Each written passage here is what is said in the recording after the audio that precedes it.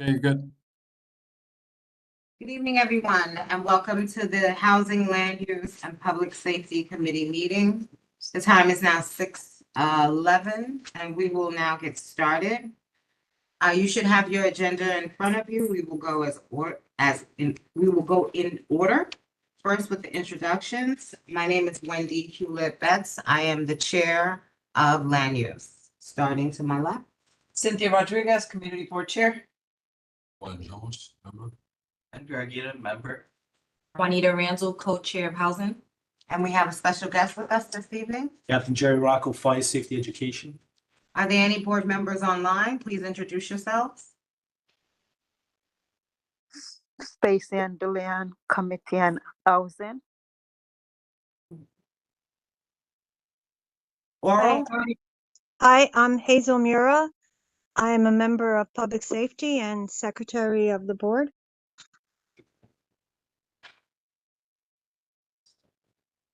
oral. All right, moving along. Your contact info. It's okay. We currently don't have any minutes ready for review and vote. Do we have quorum? I don't believe we do. Calling now. Okay. I know Rich said that he was gonna be about 15 minutes late, so we'll mark that. So the first presentation we're gonna have is from FCNY Fire Safety. Most of you know we had a fire on Wallace Avenue.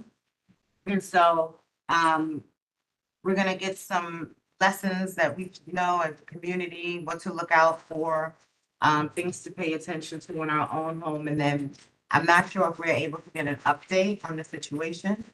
On Wallace Wallace Avenue. Avenue. Everything's still under investigation, so I won't be talking about that. I Okay. Facts. Okay, I'll touch on it. okay. Maybe next month, if there is a report that, Hope to have us back. right, then you can come back to the land use. Okay, excellent. So, good evening, everyone. Thank you for being here, especially those who brave the cold weather, coming out. This is a busy time for the FDNY. Unfortunately, the weather has a lot to do with it. From what I understand, the Wallace Avenue fire possibly came in as an electrical fire, which could be a lot of things. There's some speculation might be a space heater, which a lot of us are using. I see we're using it here.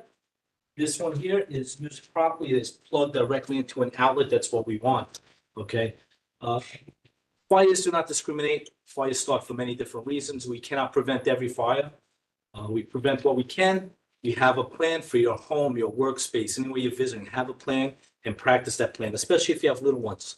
Okay, you have to practice that plan. Always have 2 exits out. Make sure you can get out of those exits. Very, very important. Keep them clear. Make sure they open up easily enough. Very, very important. Fires, the most common cause of fatal fires is still careless smoking. Do not smoke when you're medicated. Do not smoke when you're sleepy. If you smoke, please smoke outdoors. And to truly extinguish that cigarette, make sure it's out in water, because the cigarette butt could smolder for up to 2 hours. Another big cause still, candles, careless use of candles, unattended candles, going to bed with candles burning, leaving the house with candles burning, big mistake. We highly recommend battery operated candles. Nowadays, they look pretty real, they smell good. Bottom line, they're cheaper, and most of all, they're safer. Nobody gets hurt with a battery operated candle. All right, the big problem, and people hear about e-bikes and lithium-ion batteries, is definitely a big part of the equation, but still, it's not the only part, right? One of the most common rooms for fire is still the kitchen. We all have to eat a lot. A lot of us like to cook, and many times we forget we are cooking. So we got our fish going, we got our chicken frying, and we're gonna disappear next door to our girlfriends for a minute. A minute becomes 2, 2 becomes 20. We come back, we have a grease fire.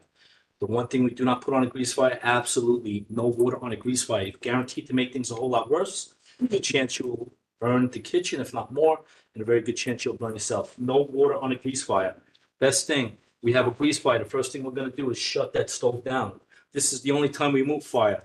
Okay, we do not move fire. In this case, it can be slided to the cool burner, and that's as far as it goes. We have people that want to lift it off the stove and put it in the sink. Forgetting that it's hot, it falls on the floor. Now you have a kitchen fire. We had one guy wanted to throw it out the window, not realizing the screen was down. Now the room's on fire. Okay, we do not move fire. We'll slide it to the cool burner. Always have a tight fitting lid or cover for that pot or pan. We're gonna cover it, and what are we doing? We are depriving it of air, depriving it of oxygen. Fire is a breathing, living thing. It needs that oxygen.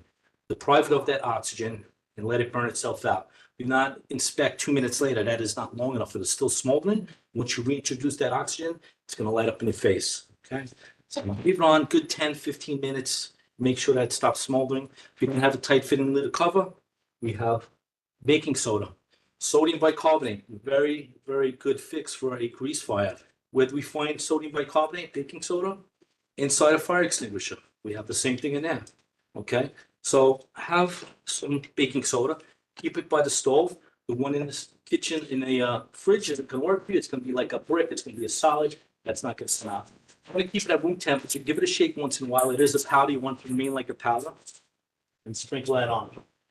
It works very, very well. Fire extinguisher, of course, works better.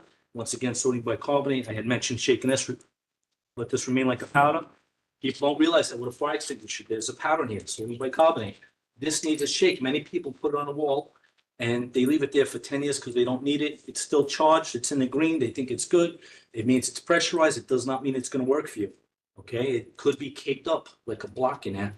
It won't work. Fire extinguishers do expire. Many people don't realize that. There should be a manufacturer's date on the bottom or on the side. They're good for 8 to 10 years, depending on the manufacturer. Make sure you have one. Make sure you know how to use it. And many people do have it, don't know how to use it. They don't even know how to store it. They store it under the sink with their cleaners, with their dish rags. You need it. You can't find it quick enough.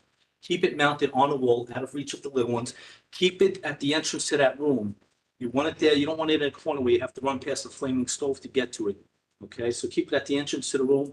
And we have an acronym for its use. That acronym is PASS, P-A-S-S, PASS, pull a pin. You have to pull a pin. A pin prevents you from squeezing the trigger. Okay, so pull a pin, we're gonna aim it. Everybody wants to aim it at the flames that are hitting the cabinets. You could do that all day, that's not gonna work for you. Aim it at the base, squeeze it, and sweep it back and forth. Pass, pull a pin, aim it low, squeeze it, and sweep it back and forth. All right, great tool, probably about $35, but it lasts you 10 years. We do the math, $3.50 a year. Make sure you have one, make sure you know how to use one. Other kitchen emergencies, natural gas. We have natural gas, who knows what it smells like? Rotten eggs, right? Rotten eggs, it does not smell good. So natural gas is actually odorless. That odor is added to it. That way, if it is escaping, you will call the right person. And the right person is not the super and leave a message and not Con Edison and stay on hold for 20 minutes. When you call Con Edison and they pick up, they're going to call who? 911. So you have natural gas. Do not hesitate. You might think it's a little bit. You're not sure. You're going to wait for a second opinion. Big mistake. You could be on the 4th floor. The odor is coming from the 1st floor, going through the walls and the pipe chases. That odor has dissipated. There's not much on the 4th floor, but downstairs it's getting ready to explode. Leave the premises, call from outside because it is highly explosive. A cell phone, light switch, anything electrical can trigger an explosion. Call from outside, have the department respond. They'll get there and mitigate the situation, see where it's coming from, whether it's from, faulty stove or faulty pipe, whatever. Very, very important. Other kitchen emergencies. People are cooking and wearing loose clothes, and their loose clothes are in the flame. Now their clothes are on fire. Everybody wants to run for help. That is a big mistake. When you're running, you're fanning that fire, you're giving it that oxygen. You're going to make things a whole lot worse. You're not one. Rip it off as quickly as possible. If possible, drop to the ground, roll around. Right? One thing goes on a burn, and it's not toothpaste, it's not mud, it's not butter, it's not baby oil. I had a poor little 2-year-old with soy sauce all over him. All right, one thing on a burn, water. That is it. Big problem right now. They had mentioned the space heater earlier. Okay, space heaters. This is a space heater. Buy a quality one. Use it properly. Space heater has to be 3 feet away from everything. 3 feet away from everything. Anything that makes hot and anything that makes cold, we do not use power strips for anything that makes hot or cold. We do not use extension cords for anything that makes hot or cold. This one, as I had mentioned earlier, is proper. It is plugged directly into the outlet. That's what you want. Okay. When you use a power strip, an extension cord with something hot or cold, these melt, they go on fire. Okay. The longer the cord, the hotter it gets, the sooner they go on fire.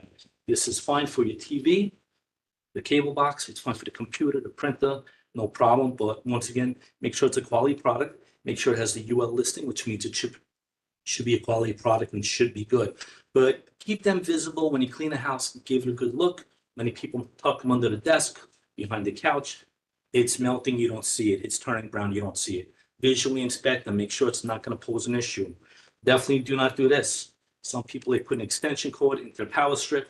We call that piggybacking. I went to a beautiful, beautiful church in Harlem on Sunday. They had power strips into extension cords into power strips. They had no heat in the building. They had about a dozen space heaters. That is a fire waiting to happen, right? That's possibly what happened on Wallace Avenue. It's happened in many, many homes, right? This time of year, it starts with something like that, space heater into a power strip. They go on fire. Another big problem this time of year is the weather. It is cold out there. Hydrants don't work too well when it's cold. Many of them are frozen. When we have a frozen hydrant, things snowball, things get worse, okay? That's a delay in water on a fire. Fires grow, double in size every 30 seconds. That is a big issue. So for this time of year, it is a big problem. The space heaters, we have the frozen hydrants, we have cars double parked because of the snow, then we can't get down the road. So for that reason, we have many fires, and many fires become multiple alarms, right? The fire in Wallace Avenue, MD, unfortunately, a couple of hundred people displaced. And a big part of that problem, which is a lot of older buildings, they have an open, it's called a cockloft, the civilians might call it an attic. That is an open space above the top floor apartments. Okay, when you have open spaces, fires travel very, very quickly. And I spoke to somebody who was there that open cockloft also had a lot of vents to let fresh air in, which is normal, but they had a lot of them. And that air is getting to that cockloft, and that fire is burning rapidly. And we have to access that fire through every sealant in every apartment. Not an easy thing to do. Definitely need a lot of resources for that. And that's why that fire got so big and got so out of hand, right? So we want to try any fire possible. I'll speak about a fire that happened up here in the Bronx on Webster Avenue. Probably it's just over the 3rd anniversary, I believe it happened, right? I think December. So we lost quite a few people at 10:30 in the morning, 17 people. Many, many things went wrong at that fire. And I speak about it because we want to learn from any mistakes that were made. And I'm not saying everybody made a mistake. Some people don't like me to talk about it because they think it's finger pointing, whatever. But we talk about it because I'll talk about the facts, right? The fact is that fire started how? Does anyone remember? Space heater. Space heater. The fire started with a space heater. So was that space heater misused? Was it too close to something? Not sure. Was it plugged into a power strip, which is a no-no? Not sure. Was it defective? Not sure. At this point, it doesn't matter why the space heater started that fire, but that is the fact. The space heater started that fire. Problem number 2, smoke alarms. Did they have smoke alarms up there?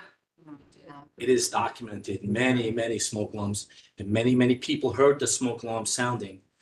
But unfortunately, not everyone, but many people, and it's documented, ignored to bring in smoke alarms because it wasn't their alarm, right? Their alarm's not going off. It's someone else's alarm. It's someone else's problem, right? It's the guy smoking in the hallway again. It's the woman burning her food again next door.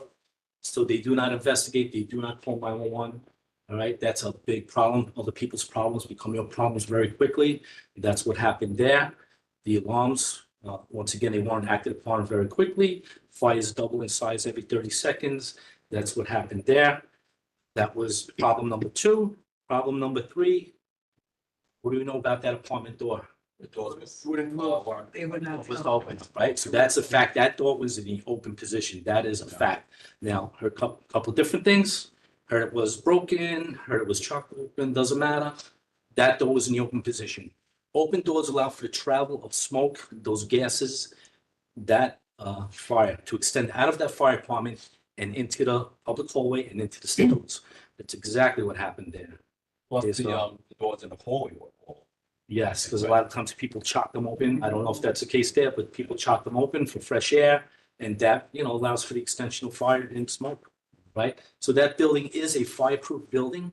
You have to know what type of building you're in. It's gonna determine whether you're staying or whether you're going. Okay, that is a fireproof building. A fireproof building in general, 7 stories or greater, concrete and steel construction. A fire in a fireproof building, it's very difficult for fire to travel. Very difficult. I saw it twice in my career, and that's out one window and blown into the top window. Okay, in that case, that wasn't the case, but people left the safety, not everyone, many people left the safety of their fireproof apartment, believing that they were safe and trying to make their way out of the building. They left the safety of their fireproof apartment. They came down the smoke-filled stairs. They came into the smoke-filled stairwells, and that's where they perished. It takes two breaths of that smoke, 2 breaths, and you are on the ground and you are not getting up. Okay? So that's a fireproof building. In a fireproof building, if the fire is in your apartment, you have to do your absolute best to get out of that fire. Do your best to get out. In a fireproof building, if the fire is next to you, you are not going anywhere. The fire could be below you, you are not going anywhere. Okay? Fireproof building, 7 stories or greater, you will not see fire escapes, concrete and steel. Non-fireproof building, totally different. Non-fireproof building, combustible materials. Usually in general, 6 stories or less, you'll see fire escapes, non-fireproof. Private home, non-fireproof. In a non-fireproof building, does not matter where the fire is, you get out and you get out immediately. Get out, stay out. Always have a safe meeting place, especially for those kids, because many times someone will go get out of a building and they're looking for their loved one, not realizing that their loved one escaped through a rear window or some other place, and they go back into that burning building. That is a huge mistake, because you're not going to be afforded a second chance to get out of that burning building. Once you're out, you stay out, have that safe meeting place, especially with the kids. Could be a big tree across the road, could be the mailbox on the corner, could be the neighbor's house, right? Something that's always there. Yes, where you will meet them, okay? If you don't see them at that place, you're not looking for them, that's our job. You let the fire department know. We're going to go in, we're going to do what we have to get them out. Okay? So always know what type of building you're in. Once again, know where you live. You might be living in a fireproof building, but you go stay with your mom on the weekends and she's not fireproof. You might live in a non-fireproof building, but you go on vacation and you're in a fireproof hotel. Always know what type of building you are staying in. Always have those 2 exits. Always have that meeting place outside. Okay, lithium batteries a big thing. Yes. Well, is it the age of the building has anything to do with the newer buildings of New York? No, buildings are usually fire protected or fireproof, right? So a lot of buildings now have sprinkler systems. Some older buildings have been updated. That's a costly venture, but sometimes required. So each one to truly find out, check with your super. You can go call 301. They'll put you through and determine what type of building you're in. Very, very important, right? So other thing, lithium batteries, like I said earlier, lithium batteries, hot topic, no pun intended. The e-bikes, definitely a problem, but it's not the only problem. And where else do we have lithium ion batteries? Cell phone. Cell phones, right? Cell phones, laptop computers, cordless drills, cordless vacuums, cordless everything. Cordless is great, right? Batteries are great until they blow up. Big problem is with e-bikes. A lot of it are generic batteries, aftermarket charges. So even with the cell phone, we get one charger with the cell phone. Is that enough? Never. We want a cell phone charger in this room. We want one in a basement or whatever. So we go to the dollar store, because we're not going to Verizon and spending $35 for a charger. We go to the dollar store, we get one on the corner for $5. That could be a big mistake, right? So my recommendation, if you are charging anything, as big as an e-bike or as small as a cell phone, do not charge anything while you are sleeping, because you will not see it smoking. Do not charge anything when you're leaving or going outside, because you're not going to smell it burning. Always charge it when you are awake, when you are aware. That way, if there is an issue, you will see it and you will, take care of business, take care of that. Where do we have smoke alarms? Because when we go to sleep, our nose goes to sleep. Many people think that you will smell smoke when you are sleeping. You do not smell smoke when you're sleeping. Okay, that is a big no-no. But do our ears go to sleep? Absolutely not. We hear a garbage truck, we hear a dog barking. Our ears do not go to sleep. Yes. Which fire extinguisher, what class fire extinguisher do you recommend? So this is So an that the batteries- ABC. Well, ABC is going to help. It may not do it because they're tough fires. We use something called Purple K Right. on that, right? The big thing is know your limits. Fight what you can. Prevent what you can is more important. But you're not firefighters. You don't have the gear. You don't have the training. You don't have the experience. Something But is simple. there one over the This other that is this better an for the ABC lithium? extinguisher. Well, this is good For for the all lithium fires. battery. Purple K, which isn't, there'll be like a chemical There's extinguisher. a commercial Right, fire. not chemical extinguisher, yes. This is ABC, which is good on combustibles, which would be furniture, clothes. It's good on grease fires, and it's also good on electrical fires. ABC extinguisher. Okay, that's what you'd be looking for. Once again, probably about $35. Right? Yeah, so the lithium battery is a huge issue, not the only issue. Once again, we talk about the 3 Ps, prevent what we can, We can't prevent every fire, but prevent what we can. Always have a plan, always practice that plan. And getting back to smoke alarms, I was saying, smoke alarms is, do not go to sleep. That's where we have them. How many should you have? I say, if your apartment is as big as an elevator, why not have two? They're cheap enough, right? But you should have one in every bedroom. Definitely a smoke alarm in every bedroom, and definitely carbon monoxide alarm on each level of your home. Okay, one in every bedroom. The law says you have to have one outside the bedroom within 15 feet of every bedroom door. That is not enough. What if, it's the summertime, it's hot, you come home, you're tired, you eat a big meal, you're more tired. You go to bed, you turn on your AC, you turn on your TV, you shut your bedroom door. Now, this alarm is outside your bedroom door and ringing, and you cannot hear it because of that TV and that AC, right? That's an issue.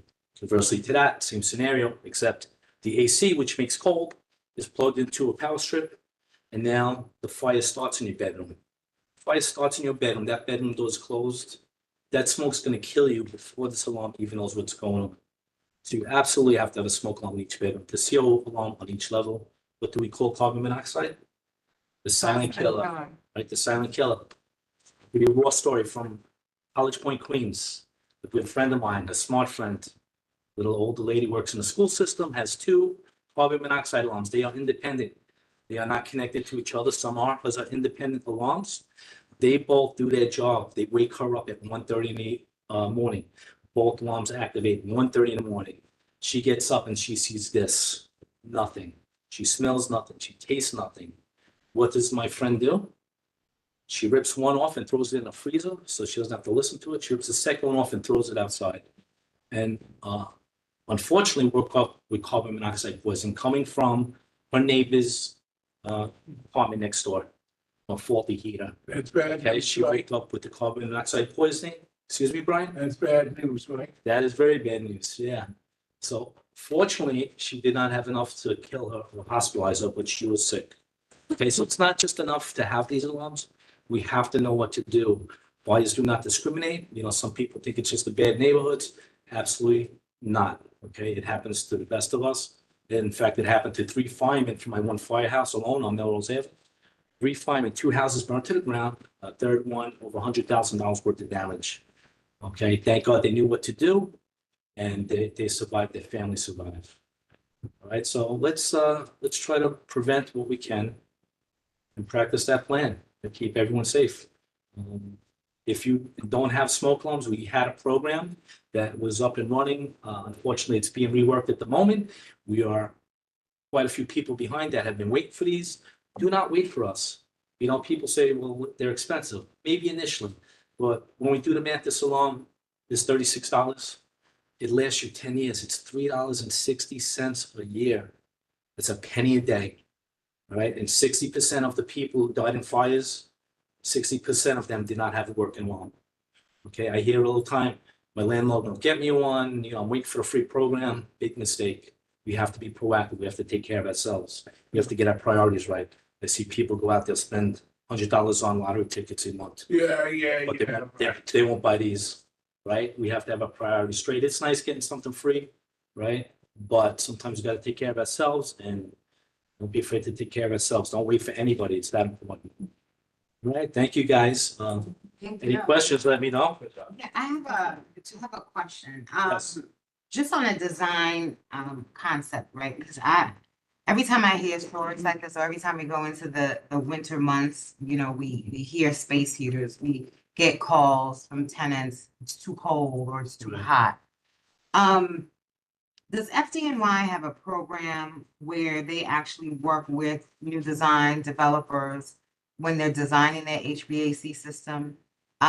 Because I know, it takes a while for the heat to rise. Right. But is there a way to design the system where you do feel the heat, where it's not a situation where, I don't feel heat up here? Because back in the days, it was about baseboards, Yeah. right? If you covered the baseboards, you wasn't getting adequate heat. Right. But since we're moving kind of away from that, and now you have central air, central heating coming about, does FDNY work with the design concept? They do. So we're always looking to keep safer, keep the people safe. And what Right. you'll see in a lot of newer buildings, they have independent heating systems in the apartments themselves, such as a split unit, if you're familiar with that. Right. Rather than have one big costly, inefficient furnace heating the whole building, they will have split units that will heat the individual apartments, which are more efficient system. And you'll see that in a lot of newer buildings where they will have their own personal hot water heater, where they will have that split system for heat as well as air conditioning. So they're always making improvements. Of course, it's all about the money.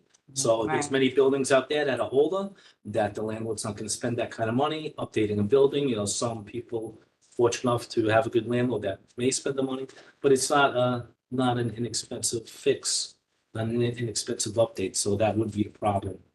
But we always looking for innovation, something that's gonna be safer. Well, let's gonna do the board first and then we'll do the guests, so. Oh. The, board. Yes, I have been tempted because I've seen different ads on, social media or whatever to Right. get, I mean, I have fire extinguishers. Yeah. But I've also fire toyed blanket. the fire blankets, Like, yeah. I get that question all the time. So fire blankets, I've seen them in action. They look like it's something that could work. We're not promoting them at this time. The problem with the fire blankets, you have to get up close and personal with that blanket on top of that fire, make sure it's placed properly. Right? That's a big issue. We don't want you near the fire. Fire extinguisher can be 6 feet away. Right? We don't want you near that fire. We've heard of instances where people throw the blanket on, they knock the fire off, and then you have a kitchen fire. We've had people that throw it on from a distance. It's not completely on, so they pull it off. Now they pull the fire off the stove, right? So it's not something that's always easy. If I lived up in the woods and the fire department's response time was a half an hour, I would have everything. I'd have that ladder that you throw out the window, right? New York City has the benefit of a 4-minute response time. That's pretty good. So let the professionals do their job, right? We do what we can, but we don't want to get hurt either, right? Once again, you don't have the training. So blankets, it's something that could work. We're not promoting them. We don't know enough about them. You actually need training, really, to, it sounds stupid, but we don't want to see things get worse. Yeah. Right? So. Question? Any board member? One more, okay. Yeah. I do have one of those ladders, that Okay. do you, it's in my closet, Right. right? So in the event of a fire, What floor do you want? No, Second floor? I mean, I have, my house has four Yeah. floors. But you know how, NYPD, if you buy a car seat, you can go and get, or even FDNY might, No longer. So that was something that in the past we would do.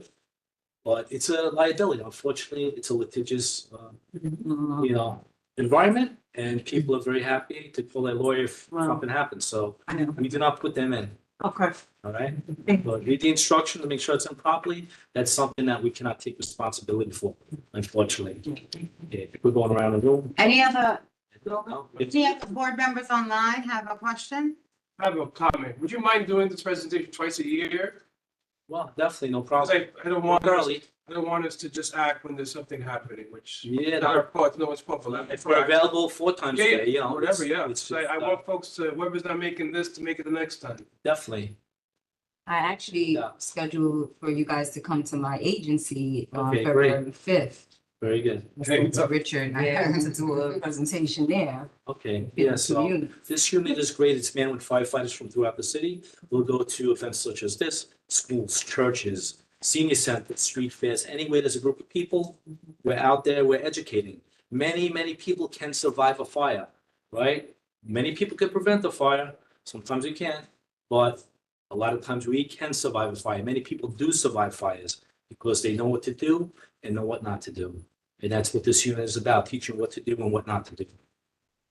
Yeah, I think we, not only teaching tenants, but I think landlords need to be taught as well, because, when we get to the heating season, the cost, we're always hearing about the The cost. thing is, the What's space going on? heaters, right? And, landlords have to take a responsibility as it pertains to proper building maintenance. Yeah, unfortunately, we know that doesn't always happen, Right, right? So, right. Another thing with the heating is people like to put a pot of water on the stove top. And what's the problem with that? The stove top, it's meant to be hot for a couple of hours, not for 6, 7 days. And the big thing, every time you turn on your stove, you're producing carbon monoxide. Yeah. It's an acceptable amount because you have it on for such a short time, but the dirty stove is gonna produce more. You have a defective stove, it's gonna produce more. You have that thing on for days upon days, that carbon monoxide is building up. Your windows aren't open, of course, because that would defeat the purpose, right? The windows are closed, you want to get the heat, you have that water boiling on the stove, you have that carbon monoxide building up, you are producing carbon monoxide, and it's just building up and building up and building. Not good, that's why we do not do that, right? Changing of the appliances, don't think they can live forever. Yeah. Okay, any questions, for board members, any board members online have any questions? Gonna take us to our audience then, you have a question? Yeah, I just saw on Instagram, it says here, Borough President put a post up. The fire on Friday, January 10th of 2010, Wallace was caused by electrical wiring.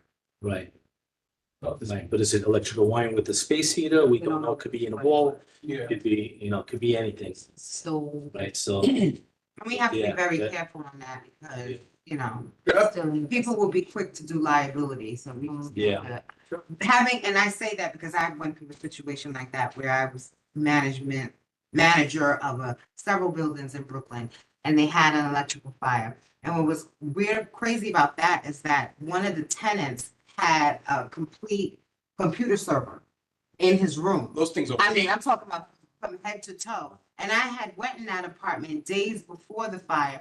And I said, you know, what is this? But again, so much is going on, you really don't Yeah. scale back. And then a couple of days later, it was a huge fire and I had one casualty because he went back in the building Yeah. thinking his son was there. yeah, And so the Wallace situation, I lived it. And that same tenant tried to capitalize when the building tried to do a lawsuit The service. because he didn't want to say it was his fault. right, So he was trying to blend in. So we have to be very, very careful yes, how we disseminate information. definitely, yeah. Just the facts, man. Yep. Facts. We'll work with, Department of Buildings, like the, about, slumlords, landlords that. We do, the come out there every day doing actions. So we get into the buildings. We want to find those problems before they become a fatal problem. So we go into the buildings, we're looking for blocked exits, we're looking for doors that are not functioning properly. We're looking for anything, of course, that's gonna be a problem, like flammables in the basement, propane in buildings. We're looking for faulty fire escapes. We're looking for anything that's gonna pose an issue to our safety, to, the public safety. So we're out there 7 days a week. Landlord doing is one of inspections. 10, is one of the worst landlords in the city in years. He's on that list. Unfortunately, there are thousands upon thousands of buildings. It's hard to get into buildings. We cannot get into private homes. Right. That is something we don't inspect. We inspect commercial, which could be 3-family or greater. Unfortunately, we have a lot of PDs have been illegally converted to 3 families, right? That are illegal and have a lot of issues when they start blocking off exits and blocking off access to fire escapes and stuff like that, right? But we can't get into those buildings. Unfortunately, the only time we get in is if there's an issue, if there's a fire, if there's a gas emergency or a medical emergency, something like that. We'll get into the building, we'll see, look at this, that's gonna pose an issue, that's only one way out, people can't get out, and then have the problem corrected, otherwise they get a huge summons. So we work with them a lot. So my question kind of is along that line, right? So, in terms of like fire extinguishers, right? And we know that that's for spot fires, right? Yeah. Small fires, but who is obligated to, provide tenants with fire extinguishers? Are landlords, or is it up to the tenant themselves to, get Up a up fire? to the tenant themselves, right? And as far as alarms, people think that the landlord is responsible for them. The landlord is responsible to have one in place the day you move in. The day after, you are absolutely responsible. Because what would happen? A landlord spend big bucks on outfitting the building with alarms, and he's gonna rent to someone who doesn't smoke, and all of a sudden they smoke. So Like, on what they in do, new they bring the alarms buildings- down. In new buildings, right, with sprinkler systems, of fire suppression systems, they also have fire extinguishers in the hallways, Many do, right? which is a good idea. So that is mandatory with building. There's a lot of fire different codes. laws and codes and How and do you those may be- find what, your building, what code your building falls under? you could check online and see what the requirements are, what the codes are for your specific type of building. I don't know if they'll have that address and show you, but the building department might be able to help you with that if you Okay. contacted them. But in general, I think if you Google, basically what type of building it is, when it was erected and what have you, Right. it will let you know. I don't know which buildings are required to provide a fire extinguisher on every level. Many buildings aren't because that's public access. Yeah. And what happens with that? People fool around, they rip the fire extinguisher off the wall, they steal it, they take it outside and play with it, and that's a big issue. So it's hard to require landlords, owners to do that because they'll be replacing them every single week. Yeah, it's an added. Every week, right? Is that then, That's a big so issue. is that then, when we see fire extinguishers in buildings, that is the landlord just doing that on their own? Mostly, yeah. So it's not it's not in the fire. Not that I know of. In some buildings, maybe the laws are changing constantly. So some buildings depend on square footage, Right. what the construction is, it may be required. But I couldn't tell you which buildings would be required, which buildings would not be required. But a good landlord's gonna have an extinguisher there. He's gonna have smoke alarms in the hallways, right? That's required. And hopefully sprinklers. A lot of buildings have to have sprinklers now. Right, so local law. Well, no, not just So- new construction. They convert an older Or building. buildings. Right, because it was grandfathered in. I mean, Yeah. we had a few old buildings that we had to do complete work to Yeah. bring it up to code. Right, if I they mean, you have to convert make it, sure a lot of times too, that's your local law. yeah, they're gonna be required to have sprinkler systems. Yeah. Yes. In terms of fire extinguishers that have outlived their lifespan, Yeah. do you know, like, in terms of disposal and or exchange/rebate programs? Right. What, I know of no rebate programs. The rumor was that firehouses would take them.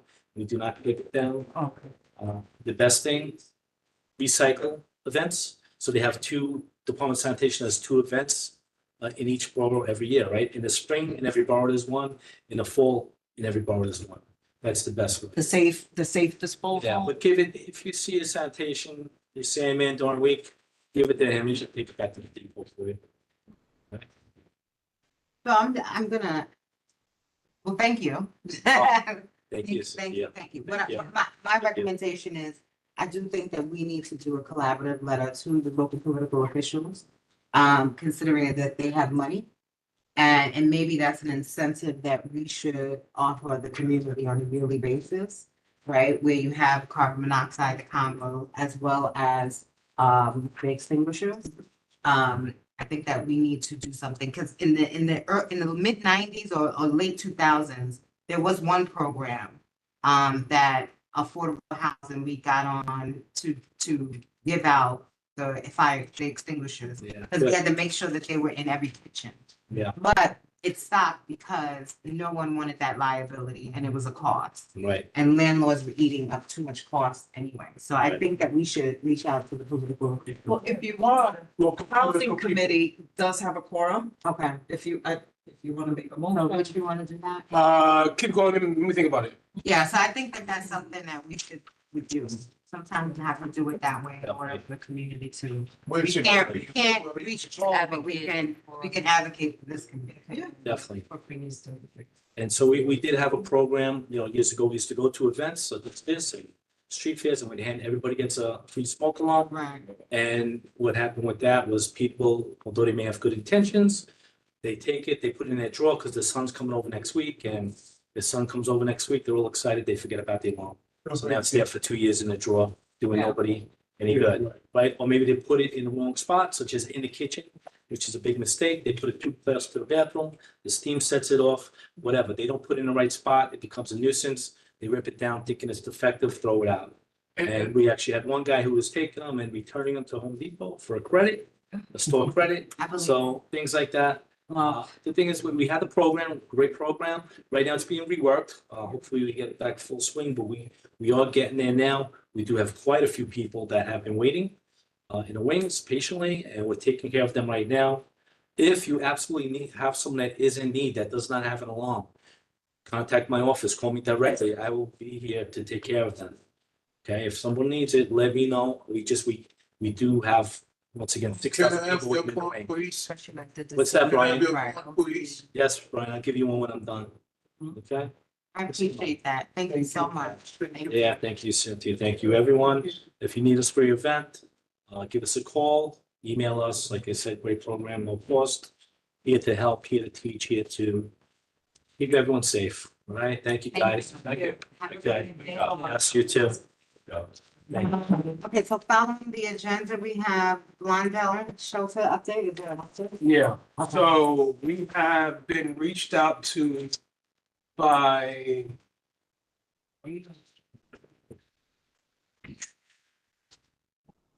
Jocelyn Bennett over at DSS. They're establishing the community community advisory board. So they're looking for us to send in some names. So I think, Jeremy, if you're on, if you could send us the email contact so we can reach out to see who wants to join. My question, Jeremy, is that anyone in the community or is it anyone from the board?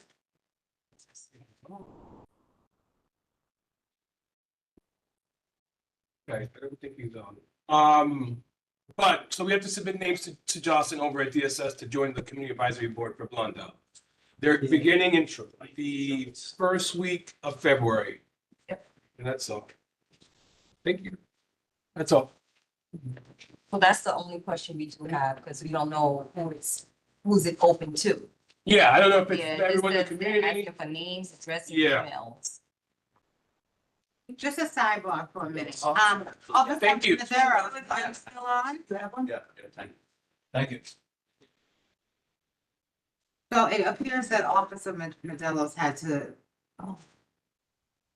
leave. 651. So I would say that we need to extend another invitation to him, Sure, yeah, for next month, with him being the first one on the yeah, agenda. yeah.